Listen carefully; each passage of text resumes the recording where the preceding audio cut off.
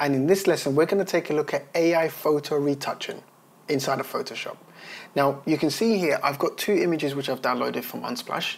Now again, you can use your own images if you feel like, but I'm just going to go through some examples here with you. So what we want to do is I'm going to open up the gentleman's first.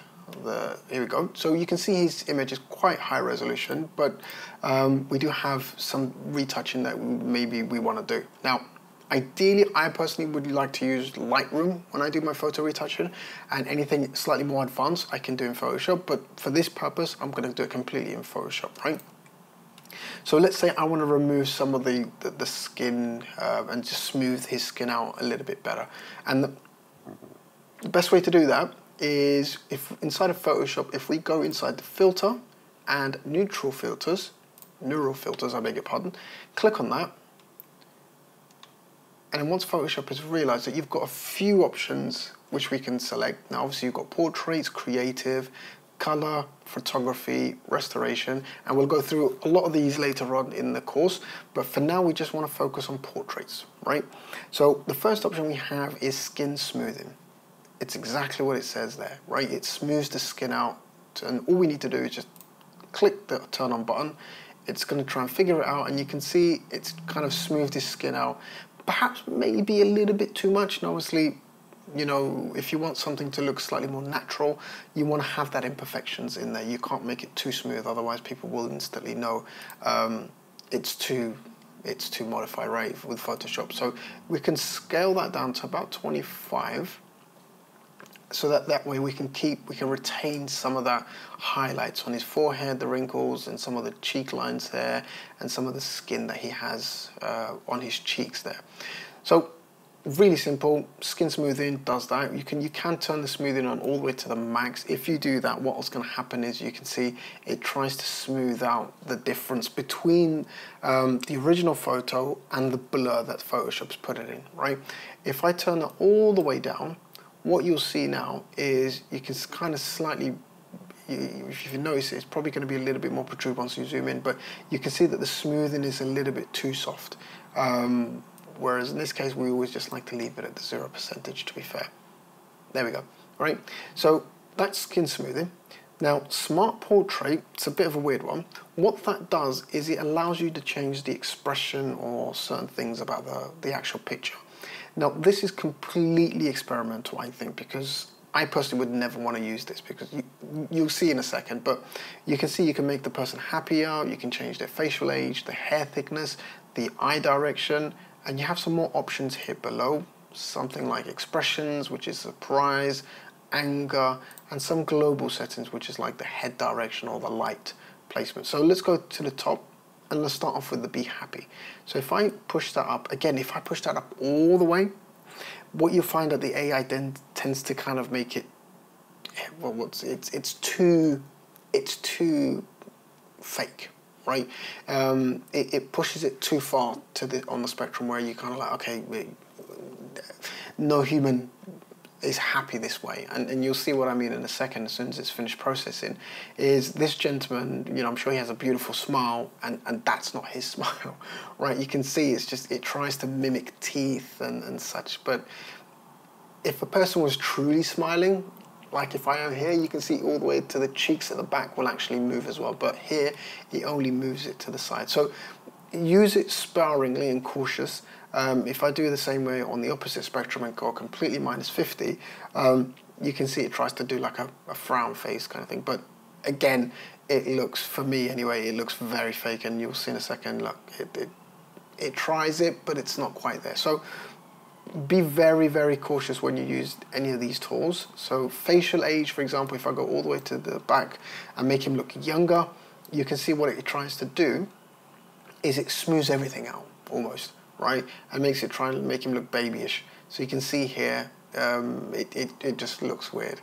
So again, you wouldn't use it too far to the spectrum. If I use it all the way to the other side and push the slider completely to the +50 to make him old, you can see, again, it looks a bit too much. So always use it. So I personally would say, if you're going to use any of these tools, use them anything between 20 and plus and minus 20. Because if I make it, let's say, about 15, you can see it still is relatively believable. It does a good job, but it doesn't look, for me anyway, it doesn't look too far along the spectrum, right, from where it was currently. So that's what that does. Hair thickness, again, it tries to thin out some of the hair.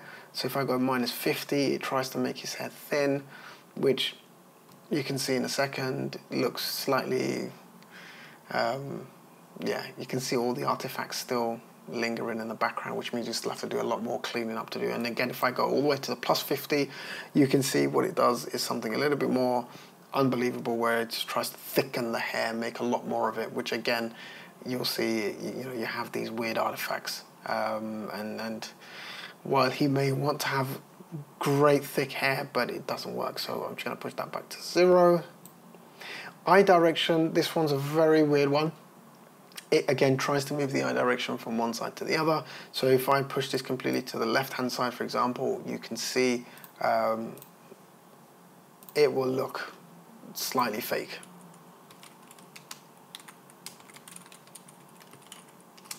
Right, and then if I push it completely, you can see one eye's gone to the left hand side, whilst the middle eye stayed pretty much the same. If I push the other one there as well,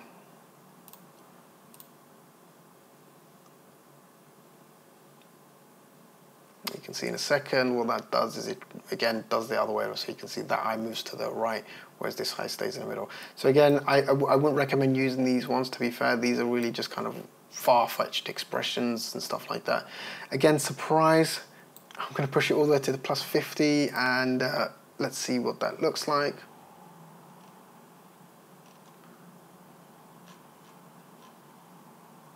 You can see here that does not look surprised at all. In fact, that looks more kind of scary than anything. Just give it a second. We'll do it on the other side as well.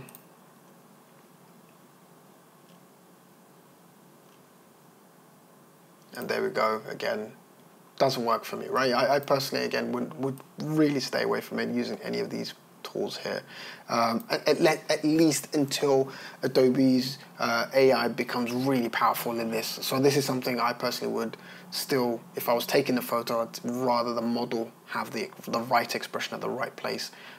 Head direction, it tries to move the head from left to right. So if I push this all the way to +50, you can see in a second what it does is it tries to move the head completely to the left. Well, not completely, but more like 3/4 of the way. But you can see it's a bit weird now. You've got these artifacts to clean, which in some cases, if you do clean them, it might look all right. But again, I wouldn't personally want to use those. So that's what Smart Portrait does. I personally wouldn't want to turn that on. Now, makeup transfer is an interesting one. What it says here is, if I hover over it again, it says that makeup transfer attempts to apply a similar style of makeup in the eyes and the mouth from an image to another, right? So, simply put, let's say we have a photo. Let's try and find a photo of, let's say, I'm just gonna save this image of Paul's Drag Race, I think it is.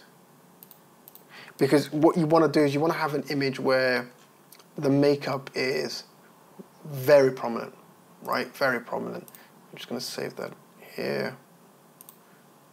Perfect. So once I've saved that, I'm just going to turn this on, go to select image from a computer. I'm going to go to images, and I want to select the JPEG, and I'm going to just click on Paul there, and then what it tries to do is it tries to look at the image. And you can see here that, you know, he's got red lipstick on, and obviously the eyelashes and everything, and it tries to mimic that.